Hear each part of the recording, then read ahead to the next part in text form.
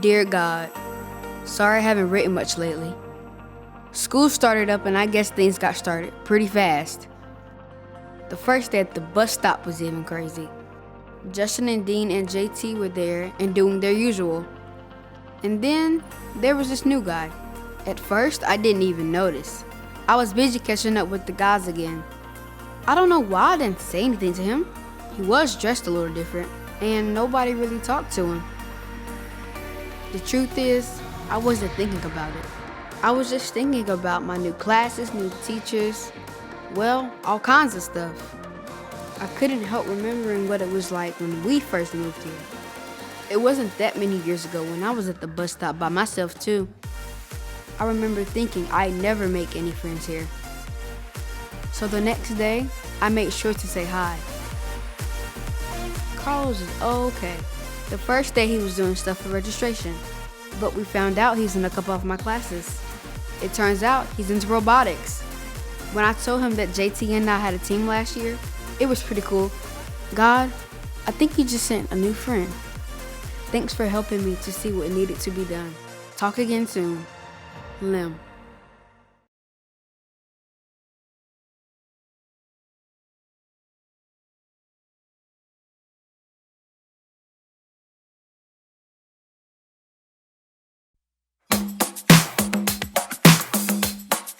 I've got joy down in my soul. I'm gonna let this feeling take control.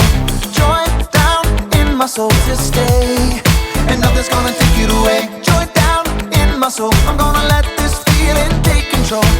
Whatever comes my way, I'll be okay. 'Cause I've got joy.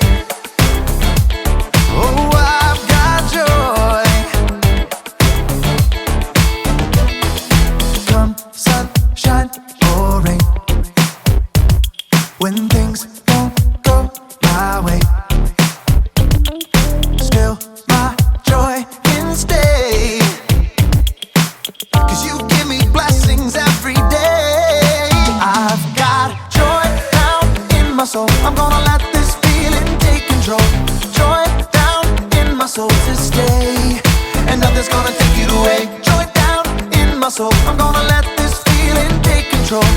Whatever comes my way, I'll be okay. 'Cause I've got joy.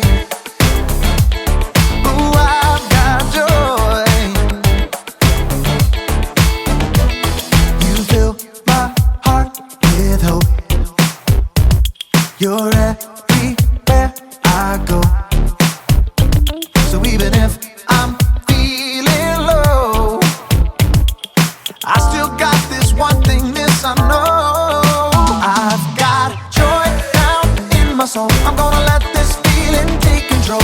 Joy down in my soul to stay, and nothing's gonna take it away. Joy down in my soul. I'm gonna let this feeling take control. Whatever comes my way, I'll be okay. 'Cause I've got joy. Oh, I've got joy. Every new sunrise gonna fix my eyes on the one who never fails.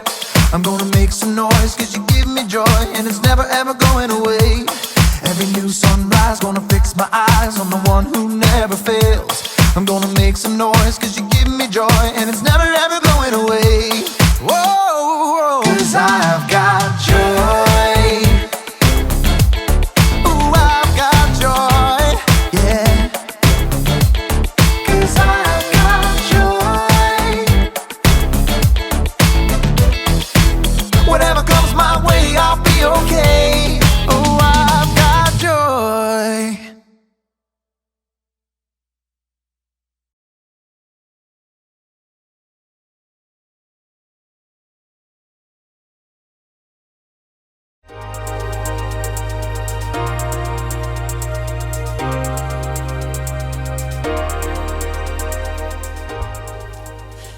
Good day, space travelers! It is I, Jacob, and I'm here to take you to the very edge of the universe, or at the very least, the very edge of initiative. Initiative is seeing what needs to be done and doing it. Initiative is very important. Too often we see what needs to be done and we don't do it, usually because Flashing red light? Red light? What could that mean? I'll have to check the Space Travel Manual. Red light. Ah, red light. Computer malfunction alarm. To reset computer, press the blue button. Okay, good. Where was I? Yes. Initiative. I was saying that sometimes we see what needs to be done, but then we don't do it because a blue flashing light.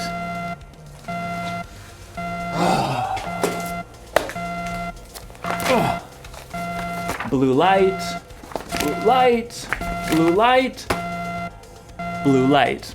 Clogged toilet. To unclog, press the orange button. That'll do the trick. Man, it's really hard to focus around here. What I was saying was, a flashing orange light? Okay.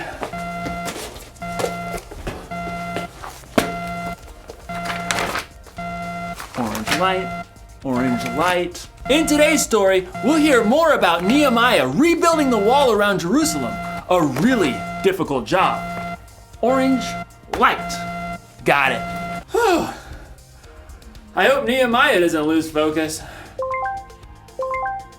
Oh man, what could that alarm be? Oh, I just got a text message. See you in a few.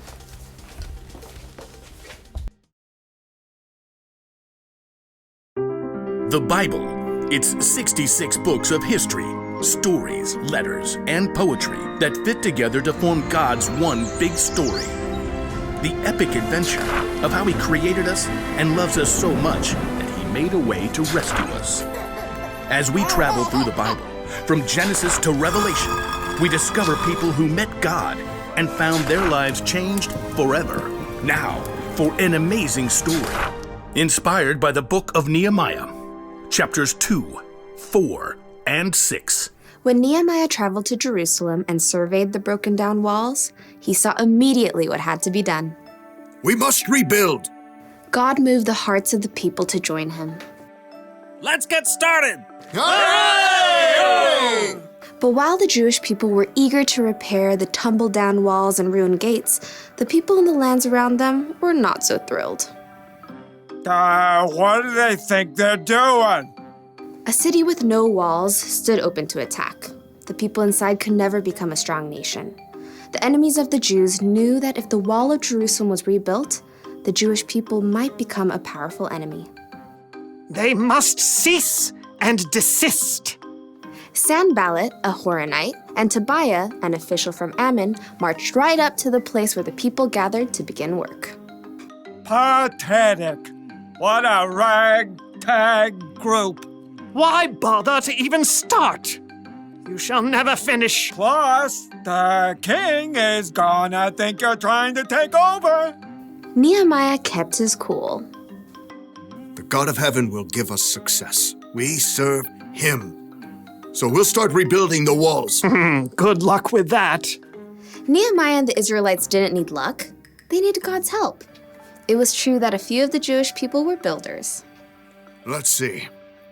We've got priests, nobles, goldsmiths, perfume makers, farmers, grape growers, shepherds, any stonemasons. Well, let's get organized. Where he could, Nehemiah assigned each family group to work on a section of the wall closest to their home. Eliashib, you and the other priests will rebuild the sheep gate. Then, work on the wall up to the Tower of the 100. On it. Hassanah's family, I want you to work on the fish gate, lay its beams, and repair the doors with metal bolts and bars. We've got this. Nehemiah continued to give each family or group a part of the wall to rebuild. Old and young, men and women, they put everything they had to gather the fallen stones and hewing beams. In a short time, the wall began to rise again. Inconceivable. Sanballat and Tobiah were shocked to see the Jews actually making progress. They would mock the work to anyone who would listen. Do those Jews think they can make the wall new in a single day? Preposterous! The stones are all scattered and piled up like garbage. I suppose an itty-bitty fox tried to climb up on that excuse for a wall. Ah! The whole thing would fall down. Once again, Nehemiah ignored the heckling. Instead, he prayed as he worked. God, please listen to our prayer. Some people hate us. They're saying bad things about us. Don't hide your eyes from their guilt. With a burst of energy, the people worked even harder until the wall was half as high as it needed to be. Preposterous! Time for some action. Tobiah and Sanballat began to plot with the surrounding nations to attack Jerusalem before the wall could be finished. We must set guards day and night. Even with guards in place, enemies threatened, and the Jews were exhausted. There's rubble everywhere, and our enemies say that no matter where we are, they'll attack. Nehemiah refused to be distracted. He stationed families at the weakest parts of the walls, armed with swords, spears, and bows. Don't be afraid. Fight for your families. From that day, everyone carried their weapons, even as they worked. If you hear the sound of the trumpet, run to join us. God will fight for us. Nehemiah and the Jews worked from the very first light of sunrise until the stars came out at night. At last, the wall itself was finished. It's full height. All the gaps are filled. Yeah! But we can't rest yet. The entrance gate still must be repaired. Sanballat was furious, but he had another play to make. So he sent a message to Nehemiah, who was working high on the wall. Sanballat says, "Come, let's talk with one another. Let's meet in one of the villages on the plain of Ono." Oh no, I don't think so. Nehemiah knew perfectly well they were planning to harm him, but he stayed focused on the work and sent his own messenger to Sanballat. Nehemiah says, I am working on a huge project. Why should the work stop while I leave it? Why should I go down and talk with you? Inconceivable! Try again. 5 times, Sanballat sent messages. He even threatened to tell the Persian king that Nehemiah was trying to make himself king. Tell Sanballat you're just making that up. Oh, I'll have to send another message. Time for a new strategy. Sanballat made one last desperate attempt. He hired a man named Shemaiah to make Nehemiah look bad with his own people. Nehemiah, some men are coming at night to kill you. Let's go hide in the temple and lock the doors. Nehemiah knew that God had not sent Shemaiah. Should a man like me run away? No, I won't go. Once again, Nehemiah saw through the tricks of his enemies. Instead of hiding away and looking foolish, he trusted God and doubled down on the work. On the 52nd day of work, the wall and gates were finished. No! The wall had been finished in record time by a group of ordinary, everyday people. It was clear to everyone that God had helped Nehemiah and the Jews stay focused and finish strong.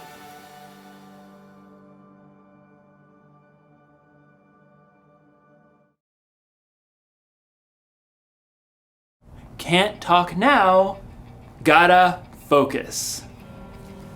Sorry about that. It's so easy to get distracted sometimes, isn't it? I mean, you probably don't get distracted by alarms and flashing lights, but there are a lot of things that can distract you. When you're supposed to be focusing on homework, you might get distracted by the TV or the internet. When you're supposed to be cleaning your room, you might end up playing with your toys. When you're supposed to be listening to your teacher, you're making funny faces at your friends. We get distracted by our stuff, by other people, even by our own thoughts and worries. There's so many things fighting for our focus. It can be overwhelming. I mean, look at Nehemiah. He was rebuilding the wall of Jerusalem. He had enemies on the outside and people fighting with each other on the inside. It would have been so easy for him to get distracted, but he stayed focused. I mean, look at Jesus. There were a lot of things that could have distracted Jesus from doing what he came here to do. But he stayed focused on what was most important, saving the world and making it possible for us to have a relationship with God. Staying focused isn't always easy, but when you focus, you can get things done quicker and better. So, the one thing to remember today is this: stay focused on what needs to be done. If you need help, take a minute or two to talk to God before you have something you need to focus on, and try to steer clear of the things that can distract you.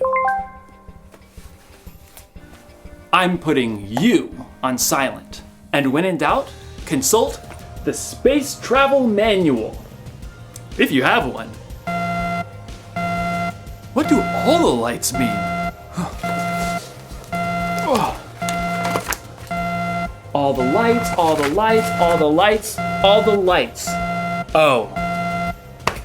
Dance party.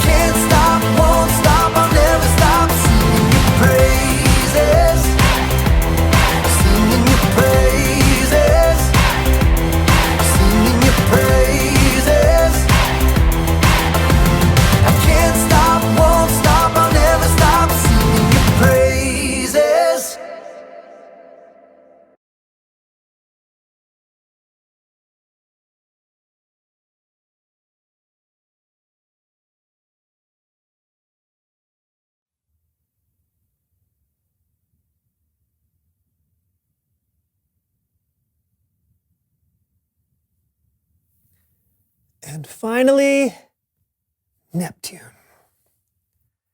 Perfect. A complete size comparison model of the planets made entirely out of food. It took hours, but it was worth it. That was beautiful work, Brandon. You know, I've always liked Jupiter, but I had no idea it was so delicious. What? What? Jupiter. Oh, Neptune! Ow!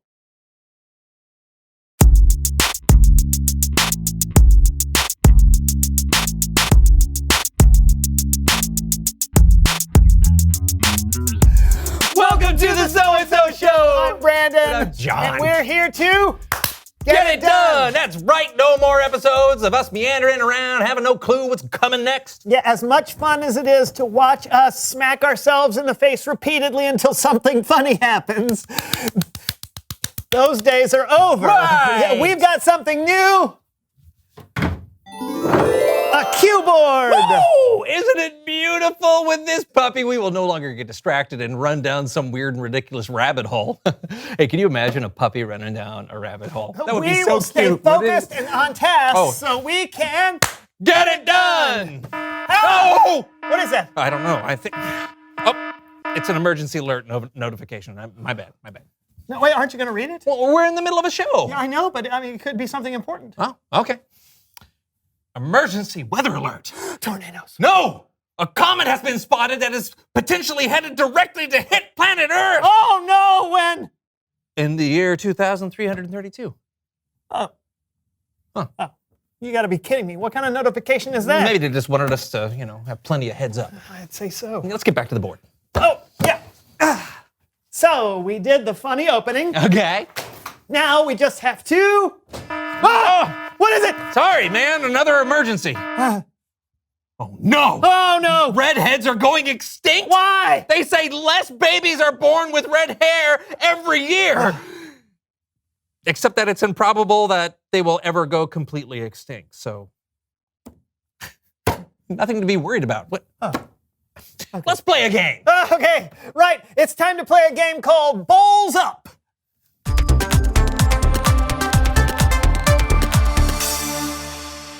So, how do we play this game? I'm glad you asked. Your challenge is to answer as many trivia questions as you can while balancing a bowl of spaghetti on your head. Spaghetti. On our heads? If your opponent gets a question right, you have to ladle sauce on your spaghetti while it's still on your head. What? Ready? Bowls up. Ah! What now? Pollen alert. The pollen count is 1. The pollen count is 1. How is that an emergency? Better safe than sorry, man. Put the spaghetti on your head. We're ready. Question 1. What are Saturn's rings made of? Ice and rock. Correct. Sauce it up. Man. Oh! Silence your phone. And miss out on the latest. What? What? My mom just liked one of my photos. John, seriously, your phone is being... Question 2. Oh! What is the name of the North Star? Polaris. Correct. Sauce it up.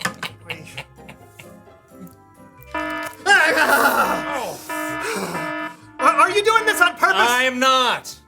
Oh, gotta get my steps in. Here we go. 1, 2, 3, 4, 5, 6, 7, 5,000. All right. Done. Oh. Give me that. No. Give it to me. No. Give it to me. Question 3. No. What lies in between Mars and Jupiter? The main... Ah! The main asteroid belt. That is correct. John wins.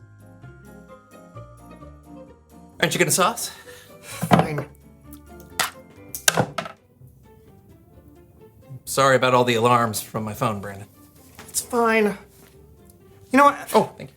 I shouldn't let stuff like that distract me. It's all so unimportant. Wait, what was that last alarm for? Oh!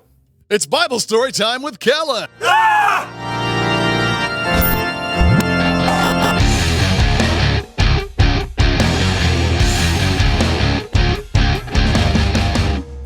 guys? Ooh, nice cue board. We thought it might help us Get it done. I'm guessing it hasn't gone well. We keep getting distracted. I get it. Taking initiative and seeing something through to the end, it can be tough. But you have a Bible story that might help? I do, and it has to do with Nehemiah and his people rebuilding the wall around Jerusalem. I'm gonna need some help though. Are you guys up for it? You bet. And how? Then let's have a little fun with Human Head Puppet Theater. Yeah!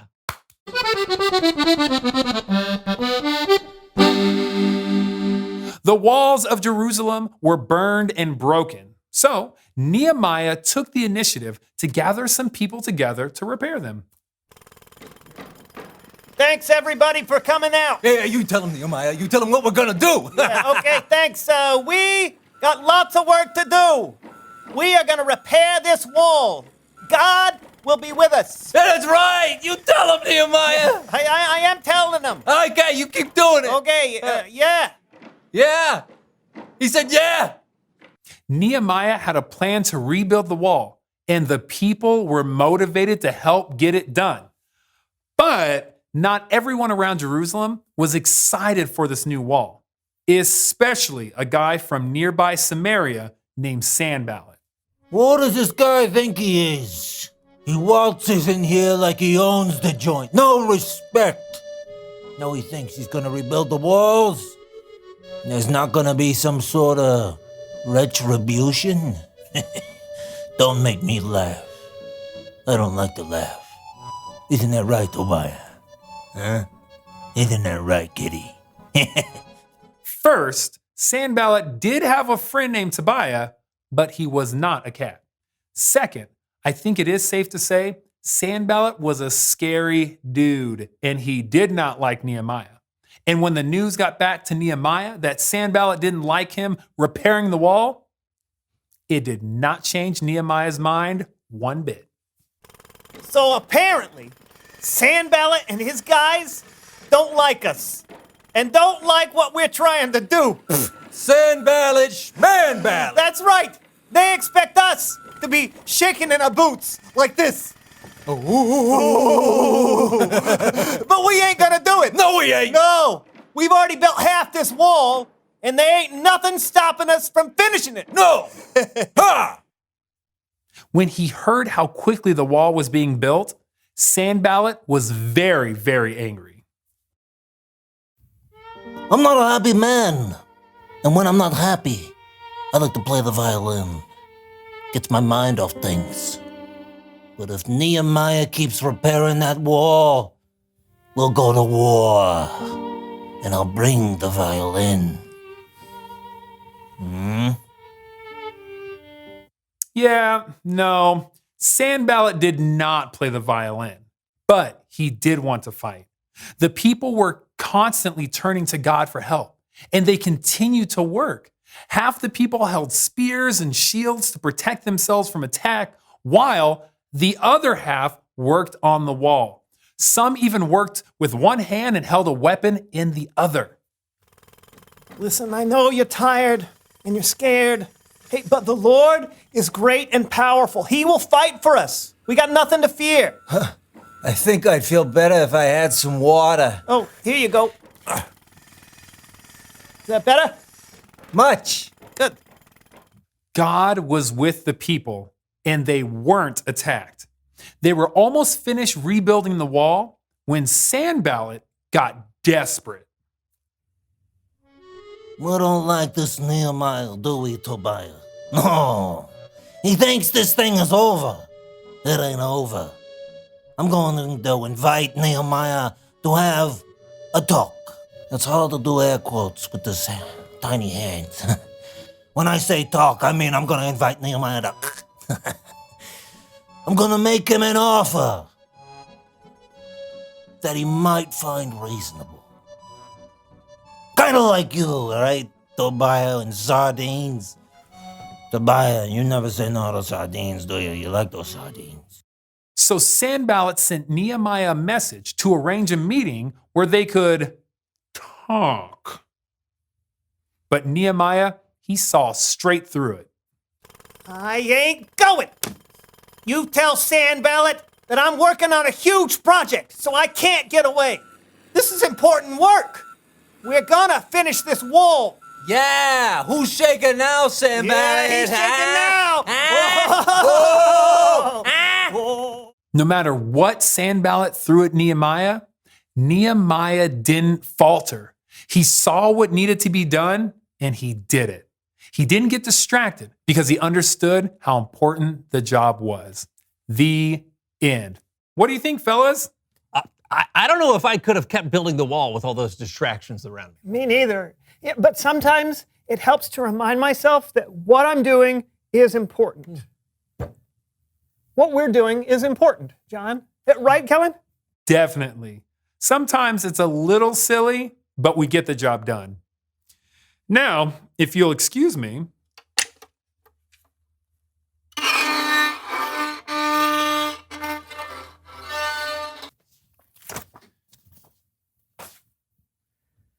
Guess it's time to reveal the question.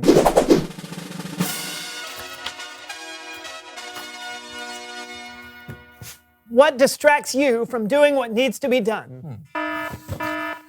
Obviously, phones are a big distraction. I gotta put you on silent. Thank you.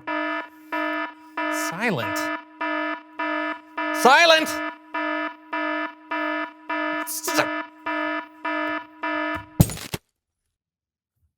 And I've got to quit letting things that don't matter get in the way of doing what's important. What about you? What distracts you from doing what needs to be done? Hey! Hey, we did it! We did it! We got through the show! All right! Yeah! Woo!